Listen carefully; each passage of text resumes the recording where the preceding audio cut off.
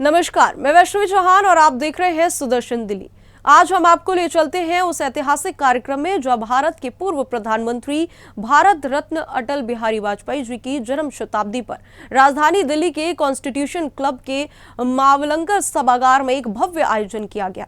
यह कार्यक्रम आयोजित किया matric society for social services ने और इसे संस्कृति मंत्रालय भारत सरकार का सहयोग प्राप्त था।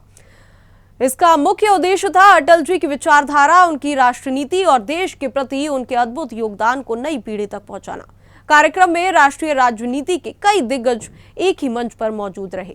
केंद्र राज्य सड़क परिवहन मंत्री हरीश मल्होत्रा, उत्तर प्रदेश के पूर्व उप मुख्यमंत्री और राज्यसभा सांसद डॉक्टर दिनेश शर्मा, बिहार के सांसद जनार्दन सिंह सिग्रीवाल, राजस्थान के सांसद देवजी पटेल, वरिष्ठ भाजपा नेता गोविंदाचार्य, दिल्ली भाजपा के पूर्व अध्यक्ष डॉक्टर अश्विनी उपाध्याय और मेवाड़ हाउस के दीवान रत्न सिंह, सभी अतिथियों का स्वागत शॉल, फूल और अटल जी की यादगार तस्वीर मोमेंटो देकर किया गया। कार्यक्रम में वक्ताओं ने एक एक कर अटल जी के व्यक्तित्व और कर्तृत्व पर प्रकाश डाला। अटल जी जिनकी वाणी में औज था, नीति में दृढ़ता थी और राष्ट्र के लिए समर्पण अद्वितीय था।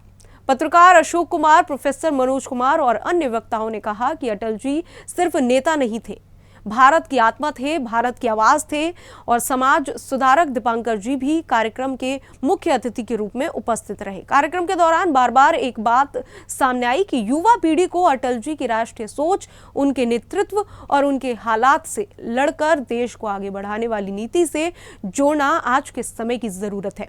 मुख्य अतिथियों ने आयोजन संस्था और इसके अध्यक्ष डॉक्टर राजेश कुमार सिंह की सराहना की। मथुरा ने कहा कि अटल जी का जीवन हर भारतीय के लिए प्रेरणा का स्रोत है। उनकी नीतियां आज भी देश का पथ प्रदर्शन कर रही हैं। अंत में अटल जी की जन्म शताब्दी पर एक विशेष स्मारिका का लोकार्पण किया गया। 3 दिन तक चले इस कार्यक्रम में हजारों लोगों ने भाग लिया। यह अपने आप में एक सांस्कृतिक, वैचारिक और राष्ट्रभक्ति से भरा हुआ आयोजन साबित हुआ।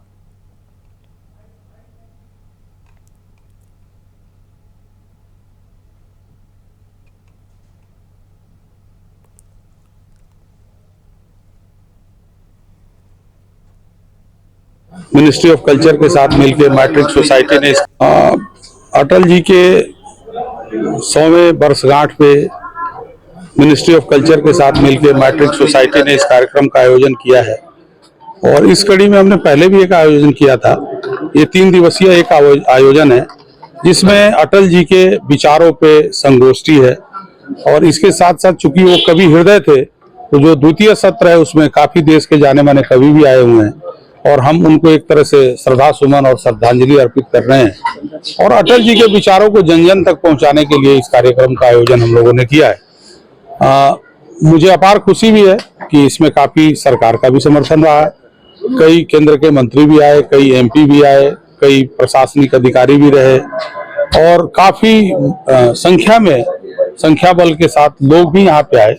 जी ने, राकेश सिंह जी ने आज का अटल जी को स्मरण करने का एक कार्यक्रम रखा जिसमें बहुत प्रबुद्ध जनों ने जाकर के अटल जी के विषय में, उनके जीवन के विषय में बहुत प्रेरणादायक बातें कही हैं। मैं ऐसा मानता हूं कि अटल जी जैसा महानुभाव, अटल जी जैसा महामानव, अटल जी जैसा स्टेट्समैन वो केवल किसी दल के नहीं रहे, वो पूरे देश के थे और मैं कहूं कि वो पूरे विश्व के लिए प्रेरणा है कि कैसे एक राजनीतिक व्यक्ति को, एक सामाजिक व्यक्ति को कैसे व्यवहार करना चाहिए समाज में, संसद में, सरकार में। तो जिस प्रकार से सुबह से लेकर अभी तक लोगों का आना जारी है और यहाँ पर अटल जी की स्मृतियां लोग अपने अपने तरीके से व्यक्त कर रहे हैं, काव्य सम्मेलन भी है, लेकिन निश्चित रूप में अटल एक नाम नहीं है।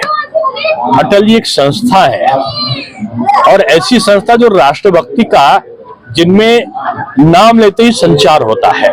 कि जब अटल जी जीत करके आए थे तो मात्र सांसद में 2 ही सदस्य थे जिसमें एक अटल जी भी थे और उस समय अटल जी भी धैर्य के साथ पीछे वह लोकसभा में पीछे सीट पर बैठ करके भी अपनी बातों को काफी गंभीरता और मजबूती से रखते थे और वह जब अपनी बात रखते थे तो पूरे सदन को आकर्षित करने का काम करते थे। एक फिलहाल इस खबर में इतना ही। राष्ट्र की संस्कृति, नीति और महान नेतृत्व से जुड़ी हर खबर के लिए देखते रहिए सुदर्शन न्यूज।